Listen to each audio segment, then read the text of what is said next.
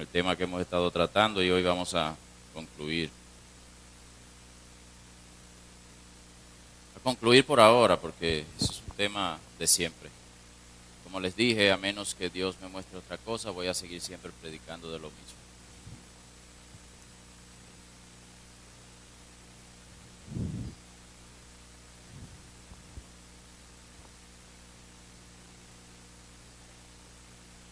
Bien, le puse ese título.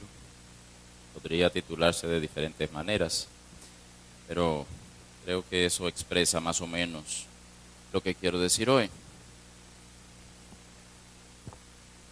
Solamente un repaso brevísimo de lo que hemos visto hasta ahora. En el primer sermón vimos el peligro en que estaban los hermanos a quienes fue dirigida esta carta, a los hebreos. Estaban en peligro de dejar a Cristo, de retroceder y volver a la religión judía.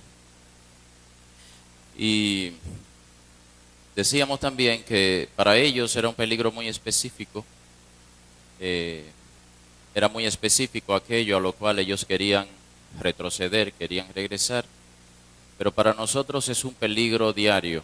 Gracias. Para nosotros es un peligro diario porque en muchos momentos y de muchas maneras y por muchas estructuras de pecado nuestras, estamos siempre en esa disyuntiva de dejar a Cristo, de alimentar nuestra alma de otra cosa, de fundamentar nuestro reposo, nuestra felicidad, nuestra realización en otras cosas temporales y no en el reposo duradero y verdadero que nos ofrece nuestro Señor. Y en ese sentido, en el segundo sermón definíamos a Cristo como aquello que el alma busca. Decíamos que el ser humano, todo ser humano, está buscando algo. Esto es universal, esto es una verdad universal. Toda persona, aunque no sea consciente de ello, aunque no lo sepa, aunque no lo comente, aunque no converse sobre ello, anda buscando algo. Esto es así. El Evangelio es buenas noticias, decíamos, porque ofrece lo que hemos estado buscando toda nuestra vida. Por eso son buenas noticias. Y ahí poníamos la parábola del tesoro encontrado y de la perla de gran valor. Eso que andamos buscando es una realidad profunda, es una realidad que ciertamente se escapa a las palabras. Es una de esas cosas que son tan grandes y son tan importantes que es difícil definirla, pero uno lo intenta y la humanidad ciertamente intenta ponerle nombre a esto detrás de lo cual toda alma humana busca. Y algunas palabras para tratar de darnos una idea, le llamamos felicidad, satisfacción, gozo, realización, etc. Pero es un anhelo tan profundo que escapa a las palabras. Y si quieren leer un poquito de eso, siempre les recomiendo un libro, y ya se los he mencionado, el libro de Luis, Cautivado por la Alegría, que como dije es una muy mala traducción del título, pero si quieren leer de la experiencia de C.S. Lewis, él cuenta sus primeros años, es un libro que relata parte de su vida y él relata cómo se encontró de pronto con un deseo infinito en su alma. Eso es un deleite leer eso. Incluso esa parte, cuando comienza a hablar del tema, está en el primer capítulo y él dice, si después que él describe las primeras experiencias que tuvo de ese anhelo que no se puede describir con palabras, y como él dice, pero no fue una experiencia de satisfacción, sino de anhelo. Yo sabía que lo que yo estaba anhelando en ese momento no lo podía tener, por lo menos no en ese momento, pero me encontraba deseoso de volver a ese deseo. Entonces yo deseaba desear. Entonces él describe esta experiencia en el capítulo 1 de ese libro, y él dice, los que me están leyendo hasta ahora, si no han tenido una experiencia así, si no saben de lo que yo estoy hablando, no sigan leyendo el libro. Les quiero ahorrar ese tiempo. Tremendo. Así que no van a perder mucho si no les gusta. Ustedes leen el primer capítulo y si el primer capítulo les convence, entonces dicen, déjame seguir leyendo acerca de eso. Yo ciertamente seguí leyendo y estoy releyendo. Y en el tercer sermón hablábamos, tratábamos de tener una idea del pecado un poquito más allá de la manera simplista en que nosotros lo vemos. Que la tendencia es ver el pecado como hechos aislados, una cosita mala que hice por aquí, otra cosota mala que hice por allá, y no verlo como parte de una estructura de control, una estructura que yo he construido desde que nací a lo largo de mi vida para tratar de procurarme el reposo que no estoy encontrando en mi Señor Jesucristo. Y decíamos también que surgía la pregunta, ¿verdad?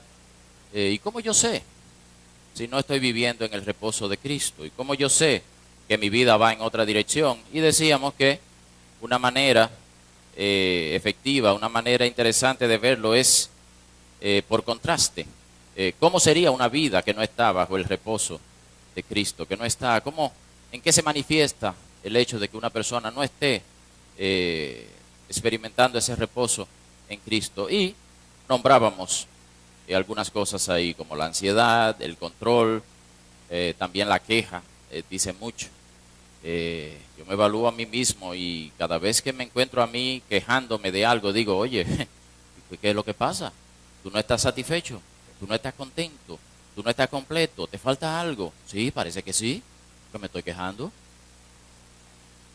Y por último quisiera hablar un poquito del dilema, porque este dilema es innegable en la vida de todo creyente. Y los creyentes que lo niegan es porque les asusta pensar que eso pueda ser así, o se sienten que no tienen con qué hacerle frente al problema y por lo tanto es mejor evitarlo, es mejor negar que está ahí. Pero nosotros sabemos que si Cristo es suficiente para nosotros, entonces no hay nada que temer.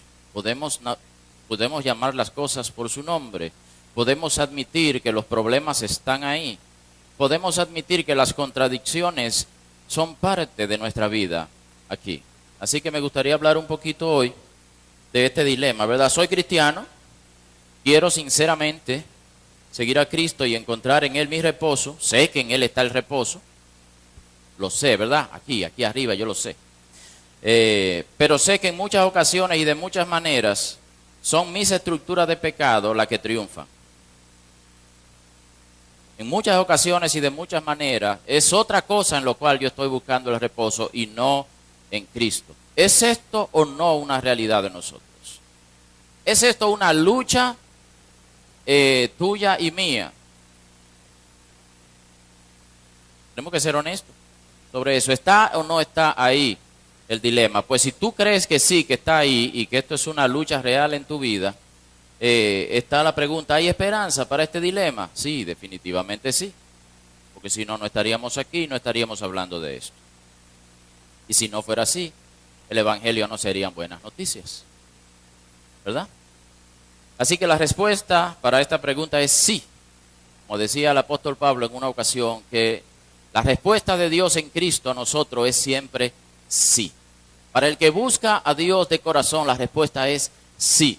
Para el que quiere definitivamente experimentar su reposo en Cristo en esta vida, porque definitivamente en la otra lo será, pero para el que quiere crecer en esta experiencia de reposo en Cristo, la respuesta es sí. Hay esperanza y hay mucho más que esperanza. Hay recursos a la mano de todos nosotros. Por eso titulaba el sermón, no estamos sin recursos. Dios no nos ha dejado a la deriva. No hay razón para entregarse a la desesperación, a la desesperanza, a una frustración sin remedio. No, hay que plantear el problema antes de que podamos empezar a hablar de la respuesta al problema, o de la solución. No me gusta usar la palabra solución, pero es una manera de decirlo. Así que vamos a orar y a pedir que el Señor nos permita meditar un poquito sobre esta parte. Te damos gracias, Señor, por tu paciencia con nosotros. Tú sabes que somos polvo, conoces nuestras debilidades. Ya en una ocasión, Señor, un gran hombre, alguien que tú usaste quizás más que a nadie, te pidió que tú quitaras un problema de su vida. Y la respuesta tuya, Señor, debería hablarnos a nosotros hoy. Bástate mi gracia. Señor, permítenos encontrar suficiencia en ti. Permítenos experimentar la gracia de tal manera que sea algo palpable, algo real. Permítenos, Señor, sentirte a nuestro lado. Permítenos saber que estamos seguros en ti. En nombre de Jesús te lo pedimos. Bien, entonces, esto es más un asunto práctico. ¿Cómo enfrentar día a día este dilema, este asunto de que ya yo sé algo, yo he dicho, yo he confesado algo, yo he dicho lo que yo estaba buscando, lo he encontrado? ¿Cómo entonces enfrentarse al dilema de que en la práctica todavía parece que no lo he encontrado porque sigo buscando, porque sigo afanado, porque sigo controlando las circunstancias de mi vida, las personas que están alrededor de mí, sigo haciendo uso de esa estrategia de pecado, de esa estructura, tratando de procurarme un poquito de felicidad, un poquito de reposo, un poquito de satisfacción? ¿Cómo enfrentarme a ese dilema? Porque yo ciertamente digo, Señor, yo no voy para ningún lado que no seas tú. Yo estoy seguro que yo he creído, porque para mí yo sé que no hay opción. Ya yo he dicho, como Pedro, ya yo he dicho, ¿a quién iremos? Tú tienes palabras de vida eterna. O sea, ya yo he llegado a ese convencimiento. Yo no voy para ningún lado que no sea Cristo. Sin embargo, mi vida práctica, la manera en que yo me manejo, mis decisiones, mis interacciones con la gente muestran que eso que yo he dicho de que en Cristo he encontrado lo que buscaba todavía no se ha hecho totalmente carne, no se ha concretizado totalmente en los aspectos prácticos de mi vida. Y aquí está el dilema, y yo sé que ya hemos escuchado muchas enseñanzas acerca de esto. Yo sé que Pablo ha enseñado de esto en otras ocasiones, que el Evangelio tiene ese dilema en sí mismo para nosotros. El que ahora sí, pero todavía no. Quizá no con esas palabras, pero ese es el dilema. Hay toda una serie de cosas que Dios ya ha dicho que son nuestras, que Dios ha dicho, oye, eso es así, ya yo se los di a ustedes, eso es de ustedes. Pero todavía en la práctica parece que no. Y tenemos que luchar día a día con este dilema. Ahora, ¿cómo uno lucha para poder cada día más experimentar este reposo, para no caer en la desesperación, para no caer en el desánimo, para no llegar a la conclusión que muchos llegan, el cristianismo no funciona para mí, yo no puedo, esto es para otra gente, yo definitivamente fracasé? Una conclusión muy lamentable, porque el Evangelio se trata precisamente de todo lo contrario. Dios dice, definitivamente ustedes han fracasado, por eso yo me he hecho cargo.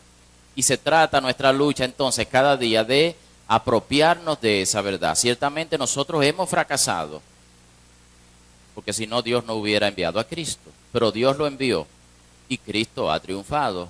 Y nosotros, habiendo creído en Él, por lo tanto, también hemos triunfado. Entonces, ¿cómo tratar las realidades de nuestra vida para para no vivir como derrotados, cuando en realidad somos vencedores, somos triunfadores, estamos llenos, estamos completos, hemos entrado en el reposo? ¿Cómo hago si veo que en la práctica parece que no he entrado en el reposo? Yo quisiera, hay muchas cosas que decir acerca de esto, muchísimas, yo solamente voy a decir algunas, y les dejo a ustedes que en los grupos comenten, que cuando se reúnen por ahí comenten, profundicen, busquen otros pasajes, etcétera, etcétera. Pues bien, algo que yo creo que es esencial, y en el último tiempo de oración que tuvimos aquí como iglesia, se tocó el tema al comenzar con la parte de la adoración.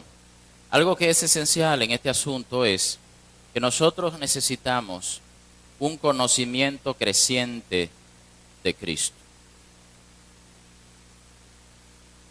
La razón, dicho de otra manera, por la que no deseamos a Cristo lo suficiente, por la que no nos sentimos llenos, satisfechos, completos, realizados en Cristo, es en gran medida por una falta de conocimiento de Él. Y no estoy hablando aquí de conocimiento intelectual, no estoy hablando de saberse la Biblia de memoria, estoy hablando de un conocimiento real y efectivo de la persona de Jesucristo. Recuerden que el Evangelio, el cristianismo no se define como una religión, se define como una relación.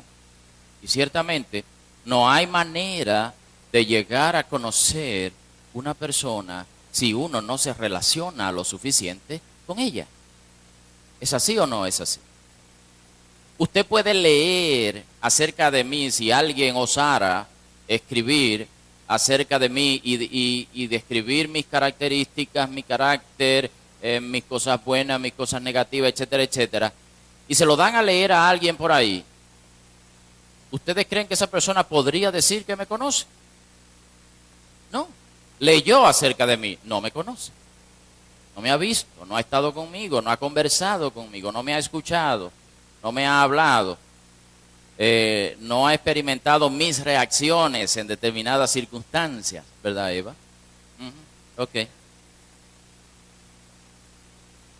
Pues bien, cuando el autor de la carta a los hebreos plantea el problema y enfrenta a estos hermanos que están considerando la posibilidad de dejar a Cristo para seguir otra cosa, para volver atrás, noten a lo largo de la carta que el argumento principal, si uno resume, el argumento principal del autor es una exaltación de la excelencia de Jesucristo.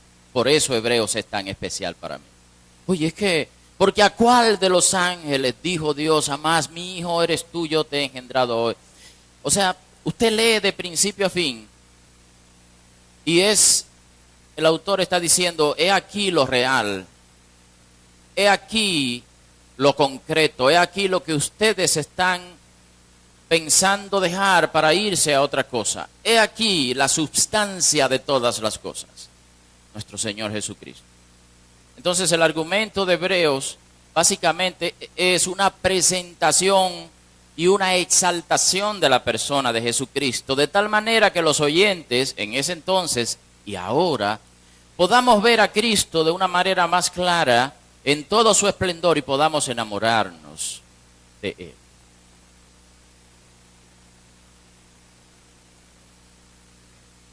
El apóstol Pablo oraba en la carta a los Efesios para que los hermanos fueran capacitados por el Espíritu para entender y conocer aquello, o mejor dicho, a aquel cuya grandeza y significado están más allá del entendimiento.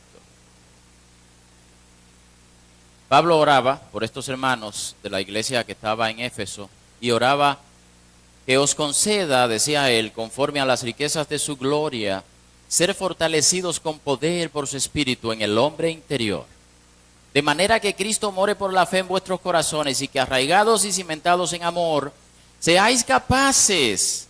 Mira lo que a Pablo le preocupa, mira lo que él quiere que se dé en el alma de esta gente.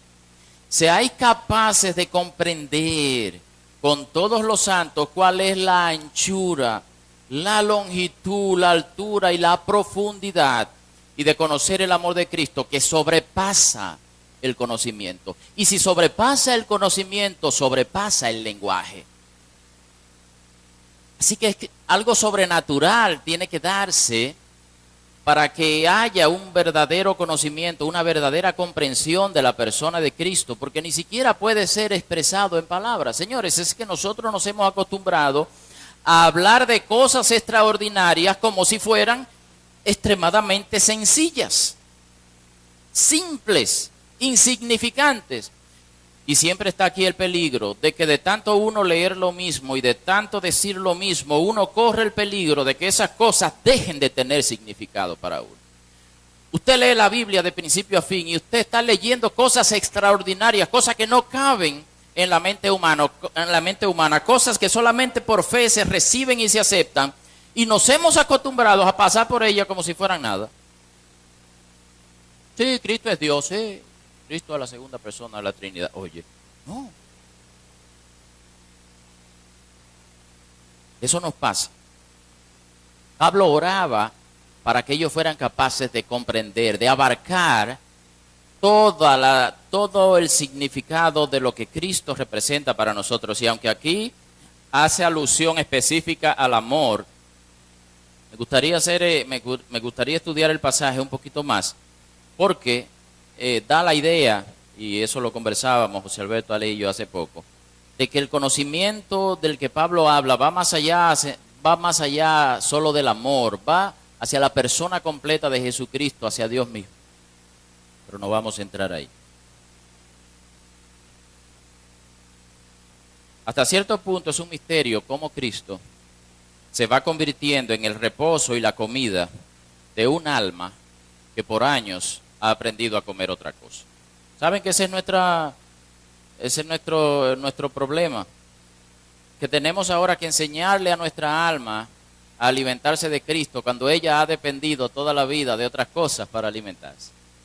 Usted sabe lo difícil que es cuando usted se acostumbra a comer algo, cuando ya su paladar está adaptado, cuando ya su cuerpo reacciona a ciertas cosas. Usted sabe lo difícil que es decirle, mira, eso no es saludable, lo bueno es esto. Ay, no, ¿verdad?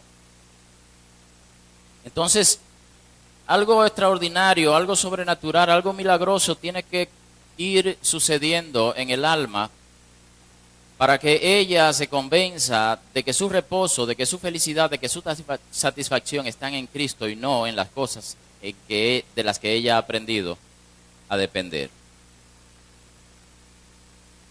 Pero sea como sea que ocurre sobre la base de un convencimiento y conocimiento de la persona de Cristo. Ciertamente es una obra del Espíritu, el Espíritu Santo. Pero el Espíritu no puede trabajar en el vacío. El Espíritu trabaja sobre el real conocimiento de la persona, el carácter, las enseñanzas de Cristo. Cuando Jesús les prometió a los discípulos que no los dejaría solos, sino que les iba a enviar a otro consolador, refiriéndose al Espíritu Santo, ¿qué fue lo que Él les dijo que el Espíritu Santo haría? Hay toda una serie de ideas por ahí y de creencias acerca del Espíritu Santo que no son bíblicas. Ciertamente alguien dijo, no me acuerdo quién, yo creo que fue Rafael que dijo una vez, que el Espíritu Santo es la más incomprendida de las personas de la Trinidad, porque se le atribuyen tantas cosas que no están en la Biblia. No, porque ahí estaba el Espíritu. ¿Y por qué tú dices que estaba el Espíritu? Porque fulano estaba haciendo esto y fulano estaba haciendo aquello y fulanito brincó y aquel cayó por allá, etcétera, etcétera. ¿Es eso lo que dice la Biblia que el Espíritu Santo hace? Es una pregunta, créanme, no estoy criticando, aunque no estoy de acuerdo con esas cosas, pero no es una crítica, es sencillamente que debemos tratar de ser bíblicos a la hora de evaluar cualquier cosa. Y en el caso del Espíritu Santo yo veo, cuando Jesús le promete a los discípulos que les va a enviar el Espíritu Santo, que les va a enviar otro consolador, lo que Él dice que el Espíritu Santo va a hacer, dice cuando venga el consolador a quien yo enviaré del Padre, es decir, el Espíritu de verdad que procede del Padre, Él dará testimonio de mí y vosotros daréis testimonio también porque habéis estado conmigo desde el principio. Algo que el Espíritu Santo hace es dar testimonio de Cristo.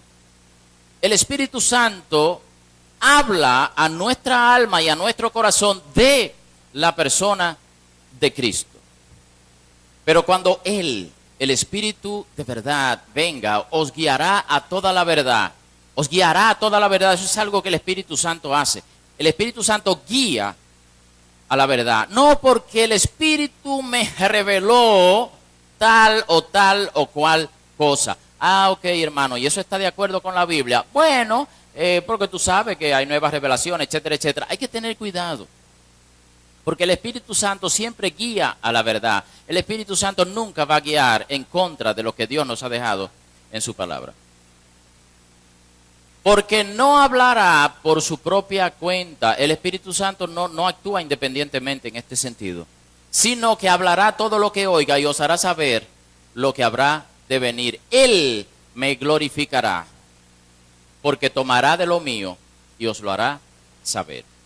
Así que la obra del Espíritu en nosotros tiene que ver, más que nada, no digo que sea lo único, con acercarnos a un conocimiento más real de la persona de Jesucristo.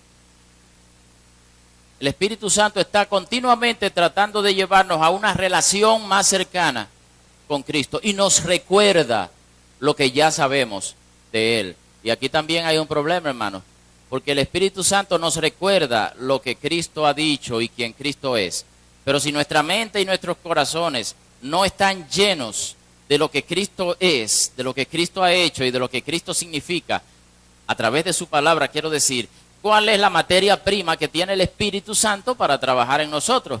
Quizá esa deficiencia que tenemos en el conocimiento de lo que Dios nos ha dejado es lo que hace muchas veces que estemos atribuyendo al Espíritu Santo cosas que no son de Él. Y en esto hay que ser cuidadoso. El Espíritu Santo usa la palabra y el Espíritu Santo da testimonio de Cristo. El Espíritu Santo habla de Cristo y quiere llevarnos a una relación más cercana con Él. Así que no es tan difícil saber cuándo una inclinación nuestra está guiada por el Espíritu por el Espíritu Santo, quiero decir, y cuando está siendo guiada por otro tipo de espíritu, quizás nuestro propio espíritu u otro espíritu intruso por ahí.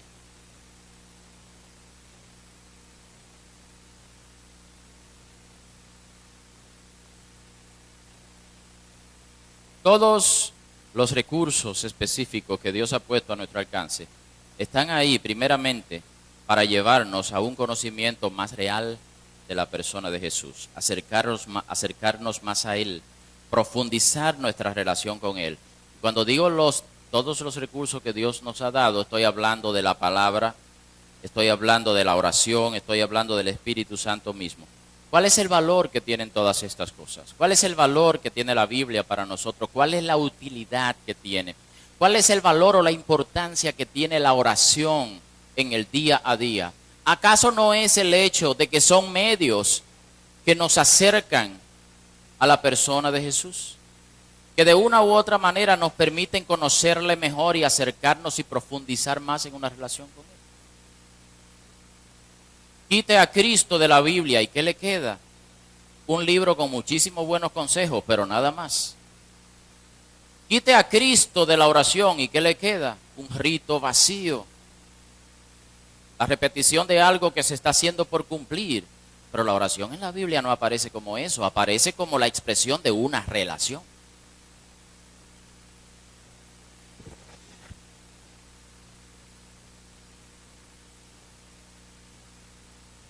Todo tiene como objetivo principal llevarnos a conocer más a Cristo. Todos los caminos deben conducir a Él. No se puede amar aquello que no se conoce. Me acordé de esa definición que hace Santo Tomás de Aquino sobre la belleza. ¿Saben? Que todo aquello que es importante, como decía yo al principio, se resiste a ser definido. ¿Sí o no? Es difícil definir esas cosas que son trascendentales, que son importantes. Así, por ejemplo, cuando uno está estudiando filosofía y llega al estudio de la belleza, lo que se llama la estética, es difícil. Ok, vamos a empezar a estudiar la belleza. Ah, qué fácil, ¿no? ¿Cómo se define la belleza? Bueno, eso es una pregunta difícil y mucha gente ha tratado de contestarla. Entonces, en vez de decir cómo se define la belleza, lo que empieza es un diálogo de lo que dijo fulano, que es la belleza, de lo que dijo fulanito, que es la belleza, qué tú piensas que es la belleza, etcétera, etcétera, ¿verdad? Santo Tomás de Aquino decía, refiriéndose a la belleza, que belleza es aquello que conocido deleita. Es aquello que conocido deleita. Entonces, me parece muy propio aplicarlo a nuestra relación con el Señor, porque no se puede uno deleitar en aquello que no conoce, o en aquel que no conoce. ¿Por qué Cristo no me impresiona? ¿Por qué Cristo no me mueve? ¿Por qué Cristo no me llena? Porque no lo conozco lo suficiente. Porque todavía no sé todo lo que está encerrado en Él para mí. Y no estoy diciendo que no somos cristianos, estoy diciendo que todavía tenemos un camino por recorrer con Él. Y Él está ahí con nosotros. Y ciertamente nunca vamos a terminar de conocer a Cristo. Nunca. Eso es un conocimiento creciente. Y no digo que no vamos a terminar aquí en el mundo. Digo que no vamos a terminar nunca de conocer a Cristo. La eternidad entera, y eso lo dije el domingo pasado, va a ser, entre otras cosas, para conocer cada día, cada día iba a decir, no sé si se puede hablar de día en la eternidad, pero cada vez más, algo más, algo más. ¡Oh, otra sorpresa de Dios, otra sorpresa de Dios! Nosotros no podemos imaginarnos eso. Si nos dieran eso ahora, se nos explota el corazón. No estamos preparados para eso. Se necesita un cuerpo nuevo, preparado para esa experiencia. Y Dios tiene que hacerlo eso antes.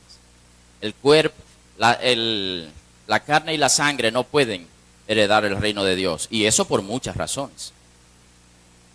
Así que primeramente se nos va a dar un cuerpo nuevo para poder entrar en esa experiencia de ese gozo creciente, de ese conocimiento creciente, de esa satisfacción que nunca está completa, que siempre es más, siempre es más, siempre es más. Nunca vamos a terminar de conocerle a Él. Pero mientras tanto, ¿cómo nos las arreglamos? Y hay otro tema importante cuando se trata de tratar con esta contradicción de nuestra vida, y es el tema de la fe. La carta a los hebreos tiene mucho que decir en relación a la fe. Sencillamente porque la fe es imprescindible para poder relacionarse con un Dios que está más allá de nosotros y que sin embargo por propia iniciativa se ha acercado a nosotros. La fe es uno de esos recursos imprescindibles para nosotros en nuestro caminar diario. Es imposible sin fe. Y esto no lo estoy diciendo yo. Lo dice la misma carta a los hebreos. Y sin fe es imposible agradar a Dios, porque es necesario que el que se acerca a Dios crea que Él existe y que es remunerador de los que le buscan. La fe es imprescindible. Y hay dos aspectos en ese versículo. No quisiera entrar en demasiado detalle. Se dan cuenta que no solamente habla de la existencia, porque la fe en cuanto a la existencia de Dios, la mayoría de la gente la tiene de una u otra forma. La mayoría de hay pocos ateos totales, hay pocos ateos genuinos. La mayoría de la gente cree, por haber sido educado en un ambiente religioso, por la razón que sea, que Dios existe. Sea cual sea el concepto que tienen de Dios, pero dicen, sí, yo creo que hay un Dios. Pero no es esto lo que está hablando aquí. Sí, es necesario, antes de acercarse a Dios es necesario creer que Él es real, que Él es verdadero, que Él existe. Pero también es imprescindible saber que Él es galardonador de los que le buscan. En otras palabras, es imprescindible que el que busca a Dios crea que va a encontrar en Él lo que está buscando. ¿Entienden la idea? ¿Entienden la diferencia? Una cosa es creer que Dios existe y otra cosa es creer que lo que yo estoy buscando, Él me lo va a dar en Él mismo. Que cuando yo me encuentre con Él, yo me voy a encontrar con lo que mi alma busca. Estoy tratando de parafrasear, pero más o menos creo que es la idea que está aquí.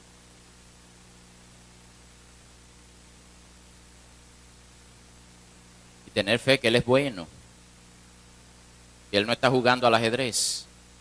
Que si yo busco la satisfacción de mi alma en Él, Él me la va a dar. Yo tengo que creer eso diario. Si yo no lo creo, voy a buscar en otro lado. Tengo que creer que Él me va a dar lo que mi alma anhela, lo que mi alma necesita, lo que mi alma busca. Yo tengo que creerlo día a día, porque si no lo creo día a día, lo voy a buscar en otro lado. Por eso la fe es un recurso imprescindible, no solo para comenzar la vida cristiana, sino para continuar la vida cristiana día a día. Ustedes recuerdan que el apóstol Pablo decía, de la misma manera que habéis creído en el Señor Jesucristo, andad en Él. La fe nos da el punto de partida, pero nos da el camino completo también. Es imposible sin fe seguir caminando. Nos vamos a desviar. Más temprano que tarde nos vamos a desviar. Continuamente hay que estar creyendo que Dios galardona, que Dios premia, que Dios da lo necesario a aquel que le está buscando a Él. Si yo no creo que Él es bueno, si yo no creo que Él tiene la intención de darme lo que yo busco, hay problema.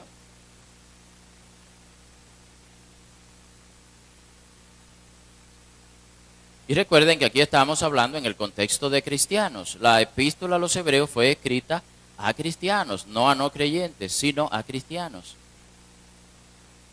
Y lo que el autor les dice es necesario día a día seguir creyendo. No nos basta con haber creído al principio, es necesario seguir creyendo día a día, porque el alma continuamente va a tirar en otra dirección, continuamente va a tratar de volver hacia aquello que por tantos años le ha servido defectuosamente, pero le ha servido para conseguir algo de satisfacción, algo de placer, algo de reposo, algo de felicidad.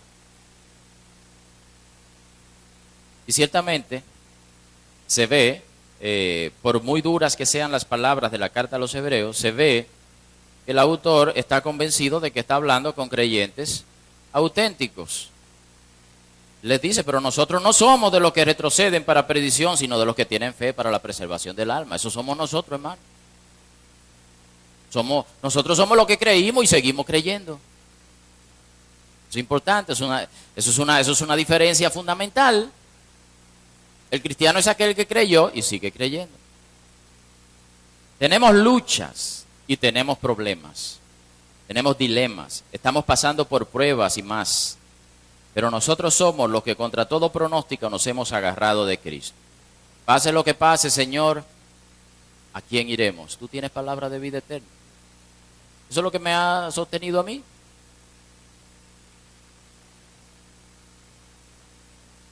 La fe auténtica se mantiene hasta el final. Porque somos hechos partícipes de Cristo si es que retenemos firme hasta el fin el principio de nuestra seguridad. La fe necesita ser algo diario, algo continuo, algo que comenzó, continúa y llega hasta la meta. Ahora bien, lo que yo estoy tratando de enfocar hoy es que esta fe en la práctica es algo muy concreto y muy específico. Y es la contraparte, en cierta manera, de lo que decíamos del pecado, de las estructuras de pecado la semana pasada. Las estructuras de pecado y las estructuras de control nunca nos van a dejar a lo largo de nuestra vida. Siempre estarán ahí presentes tratando de reclamar su lugar. El alma siempre va a estar en este mundo tratando de satisfacerse de la manera en que ha aprendido. Y en este sentido la fe es la contraparte. La fe necesita día a día estar haciéndole un contrapeso y decir, alma mía, recuerda que el reposo tuyo es Jesucristo. Recuerda que la felicidad tuya está en Él. Eso es diario, ¿eh? Eso no fue al principio, eso es diario. Veo la fe como ese diario recordatorio que le hago a mi alma de que en Cristo está su reposo. Es algo que ya yo he creído, es algo de lo cual yo me he convencido, pero no basta, porque día a día las tendencias de mi corazón que ha aprendido de otra manera van a estar tratando de llevarme en una dirección diferente, en una dirección contraria. Por lo tanto, la fe es imprescindible para reenfocarnos, para redirigirnos siempre en la dirección correcta que es nuestro Señor Jesucristo. La fe es por eso imprescindible. Cuando trato este tema siempre recuerdo las palabras de Isaías. Dios nos ve a nosotros en nuestra manera de vivir, se compadece y pregunta. Dios hace una invitación y luego pregunta. Todos los sedientos, venid a las aguas, y los que no tenéis dinero, venid, comprad y comed. Venid, comprad vino y leche sin dinero y sin costo alguno. ¿Por qué gastáis dinero en lo que no es pan y vuestro salario en lo que nos sacia? Yo me hago esa pregunta. Yo me doy pena cada día. Mi hijo, pero ¿y qué tú haces comiendo de la comida de los puercos? Escuchadme atentamente y comed lo que es bueno, y se deleitará vuestra alma en la abundancia. Inclinad vuestro oído y venid a mí. Escuchad y vivirá vuestra alma, y haré con vosotros un pacto eterno conforme a las fieles misericordias mostradas a David. Yo me hago esa misma pregunta. ¿Por qué gasto mis energías? ¿Por qué gasto mi tiempo? ¿Por qué gasto mis días, mis pensamientos, mis emociones en lo que no tiene sustancia real? Si ya yo he dicho que creo que en Jesús encontré lo que buscaba, ¿por qué? Bueno, pues este es el dilema del que estamos hablando y está ahí. Dios lo reconoce. Cuando Dios hace la pregunta, Dios reconoce que el problema está ahí. ¿Por qué gastan lo suyo en lo que no es verdadera comida? ¿Por qué? Pero Dios sabe que el problema está ahí.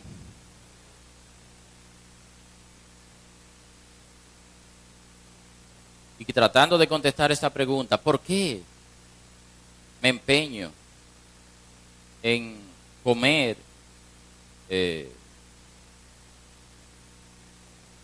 cosas que no son verdadera comida? Y pienso yo, creo que entiendo un poquito de eso, pienso yo que es porque nuestra alma ha aprendido muy bien a lo largo de los años y a través de experiencias, a través de diferentes cosas.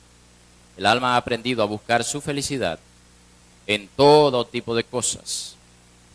Y ese aprendizaje o estructura de pecado, como le hemos llamado, no se dará por vencida tan fácilmente.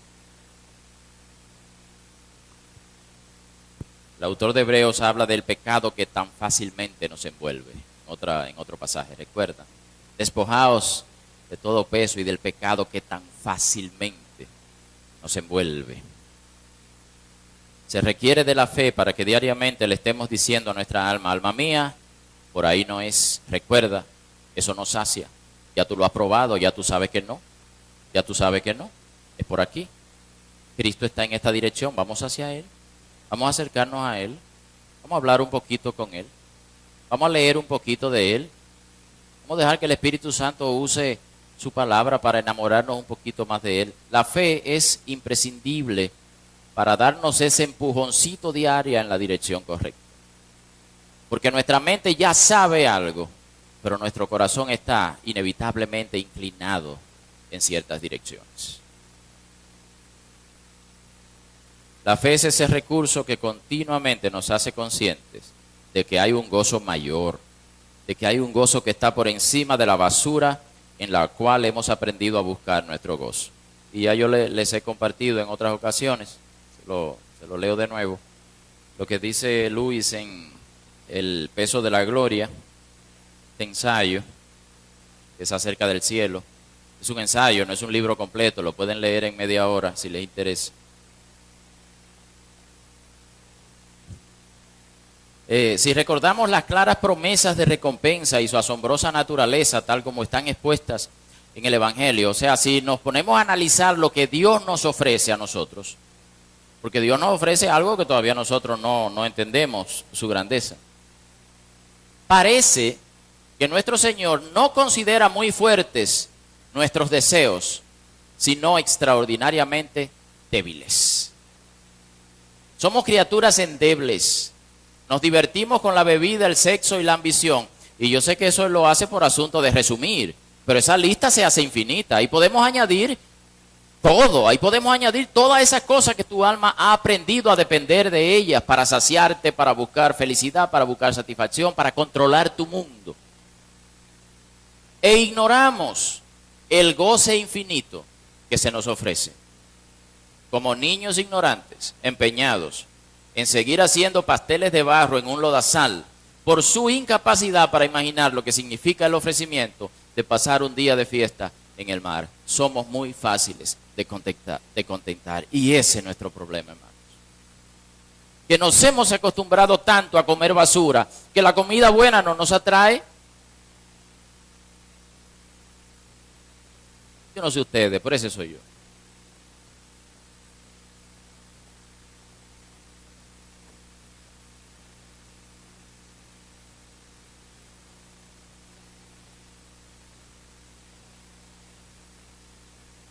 Se necesita fe cada día para enseñar a nuestra alma a comer comida verdadera, alimentarse de Jesús. Se necesita fe, sin fe no podemos. Nuestro corazón mal acostumbrado nos va a guiar siempre en otra dirección. La fe es imprescindible para decir, alma mía, por ahí no, por aquí. Mira a Cristo, míralo ahí, míralo, míralo, míralo. Óyelo, óyelo, míralo, óyelo.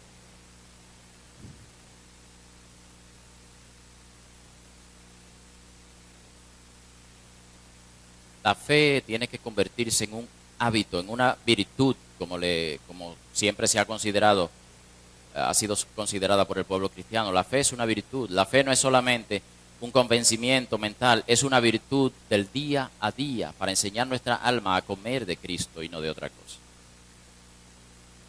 Y he dejado para último un recurso que no es el menos importante, porque también es imprescindible.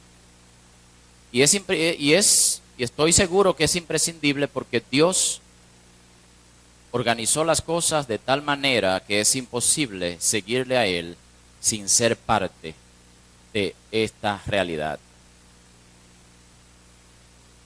Y es lo que yo llamo el tesoro de la comunidad. El tesoro de la comunidad. Recuerden que el problema que nos estamos planteando aquí es, teniendo esta contradicción interna de haber reconocido que en Jesús está la felicidad verdadera, que en Jesús está el reposo verdadero, y reconociendo que mi corazón continuamente se inclina en otra dirección, tengo un problema y necesito tratar con ese problema día a día. Yo creo que uno de los grandes recursos, imprescindible también, que Dios nos ha dejado es la comunidad. La comunidad no es una opción, hermanos. La iglesia no es un elemento de la fe de la cual se pueda prescindir. La comunidad es también imprescindible en el ejercicio de nuestra fe, en nuestro caminar con Cristo. Tened cuidado, hermanos, no sea que alguno de vosotros haya un corazón malo de incredulidad, para apartarse del Dios vivo. Antes, exhortaos los unos a los otros cada día. Mantengamos firme la profesión de nuestra esperanza sin vacilar. Aquí está la constancia de la fe, ¿verdad? De la cual hablábamos. Pues fiel es el que prometió, y consideremos cómo estimularnos unos a otros al amor y a las buenas obras, no dejando de congregarnos, como algunos tienen por costumbre.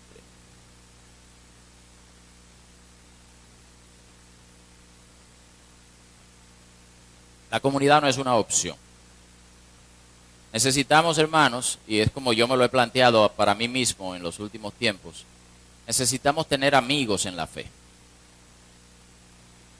Necesitamos estar frecuentemente juntos, tocando estos temas y ayudándonos unos a otros a que estas verdades, a que estas realidades eternas estén frescas en nuestras mentes. Necesitamos tener conversaciones sobre estas cosas. Necesitamos traer el tema cuando estamos juntos.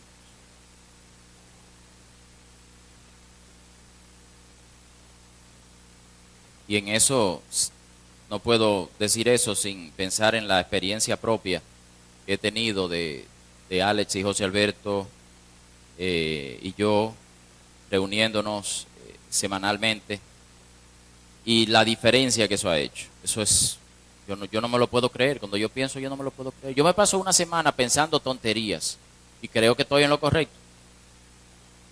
Pero pensando tonterías, distraído, desperdiciando el tiempo.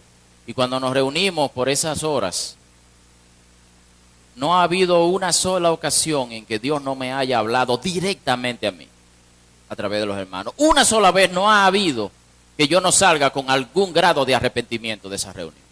Arrepentido, Dios mío, ¿qué es esto? ¿Dónde yo estaba? ¿En qué es que me he pasado esta semana? ¿Hacia dónde que ha estado apuntando mi corazón? Y ha sido por el simple hecho de, que no es nada simple, de haber dicho, vamos a reunirnos por lo menos una vez a la semana. Vamos a reunirnos, vamos a compartir. Y desde el principio dijimos, no, es a reunirnos como amigos. No es a planificar para la iglesia, porque para eso podemos tener otra reunión. Y cosa interesante, que empezamos compartiendo como amigos y sin darnos cuenta, terminamos haciendo para la iglesia mucho más que si nos hubiéramos reunido exclusivamente para eso. Esto es un misterio para mí. Dios está ahí, Dios está envuelto en el asunto. No hay manera de que humanamente eso ocurra. Necesitamos amigos en la fe. Es verdad que con frecuencia los pastores nos descuidamos en el seguimiento, en el cuidado de los hermanos. Y esto es algo que se puede y se debe mejorar, es verdad. Muchas veces fallamos, muchas veces descuidamos, muchas veces se nos pasan situaciones, pasamos por alto necesidades. Esto es verdad y hay que mejorarlo. Pero también hay que reconocer que la soledad y el aislamiento son al fin y al cabo una elección propia. Me gusta siempre ser equilibrado en esto, hermanos. Todavía nosotros, como pastores de la iglesia y los encargados de grupos de apoyo, todavía hay mucho en que mejorar, todavía hay mucho que se puede hacer y el Señor nos ayude a hacerlo de verdad. Pero siempre recuerden, hermanos míos, que la soledad y el aislamiento son una elección propia, siempre, siempre. Podemos tener excusas que creemos que son razones, pero son excusas. La soledad es una elección propia.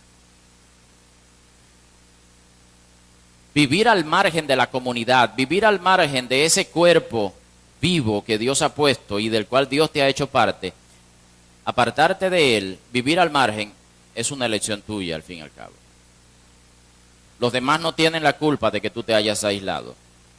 Los demás no tienen la culpa de que tú estés solo, porque nadie te puede obligar a ti a abrazar, a aprovechar ese recurso maravilloso del cual Dios te ha hecho parte, que es la comunidad, que es la iglesia de Cristo, que es el cuerpo de Cristo. Es una elección personal y por eso tantas veces en la Biblia lo encontramos como una amonestación, como una exhortación, y en hebreo lo vemos.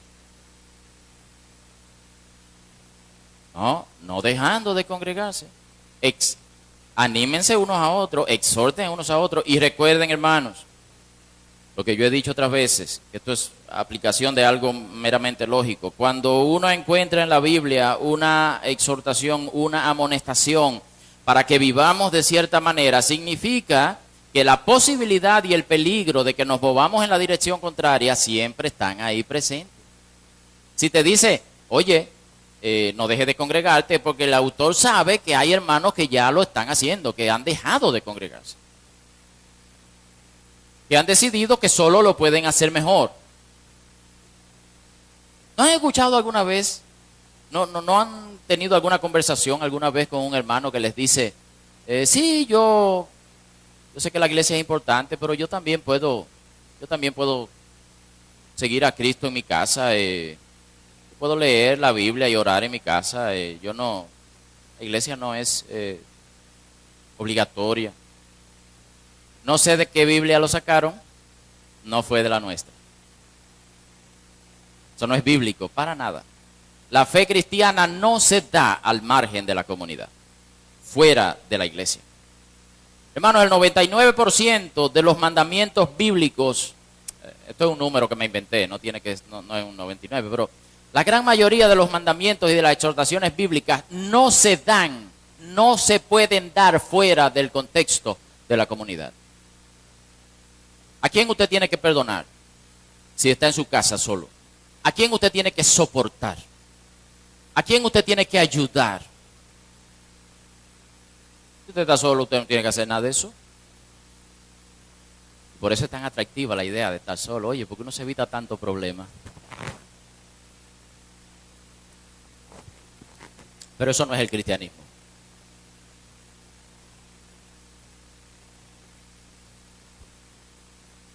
Necesitamos los grupos de apoyo que hacemos durante la semana.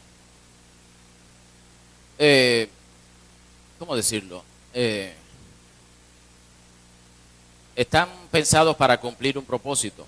Están pensados para ayudarnos en este sentido. Están pensados para que por lo menos una vez a la semana usted tenga a alguien con quien decirle, mira, mi vida está vuelta a un disparate, yo necesito ayuda, yo necesito oración, yo necesito que me recuerden la verdad, yo necesito que juntos conversemos de estos asuntos. Están hechos para eso.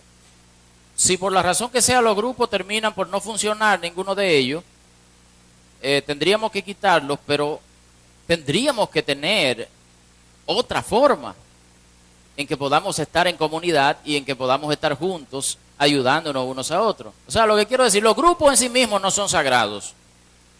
Los grupos pueden existir o no existir, pero tiene que haber una manera en que yo durante la semana pueda estar con amigos, con gente que son mis amigos en la fe, con personas que me van a escuchar, que van a orar conmigo, que se van a compadecer quizás de mi sufrimiento, pero que sobre todo me van a encaminar en la dirección correcta. Me van a decir, mira, Cristo es la satisfacción de tu alma. Y eso es un error que yo creo, es un peligro que siempre existe en los grupos, de que puede ser que el grupo le dé tanta importancia a hablar de los dolores, de los sufrimientos, de las pruebas, de las situaciones, que se quede ahí.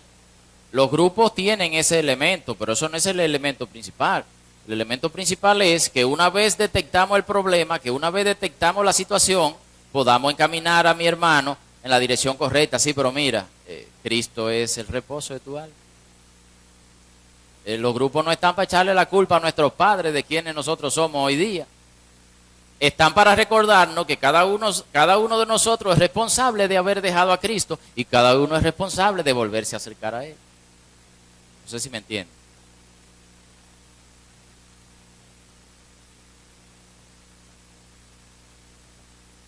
Hermanos, para concluir, nunca podremos darle demasiada importancia a la comunidad. Si hablamos mucho de comunidad, no es por un capricho nuestro, es porque bíblicamente hablando no hay manera de exagerar acerca de la importancia de la comunidad. Es tremendo. Hay una situación en la primera carta a los Corintios, me parece, de un hermano que está en pecado grave, que está en fornicación y la iglesia lo está pasando por alto, y Pablo se alarma y Pablo dice, sea sacado de la iglesia a manera de entregarlo a Satanás para que sea disciplinado. O sea, Pablo concibe la iglesia incluso como un ambiente en donde hay un tipo de protección especial. No, sea sacado de la iglesia para que Satanás pueda actuar sobre él y que le sirva de disciplina. Estoy parafraseando, no son las palabras exactas, pero lo pueden buscar. Está en Corintios.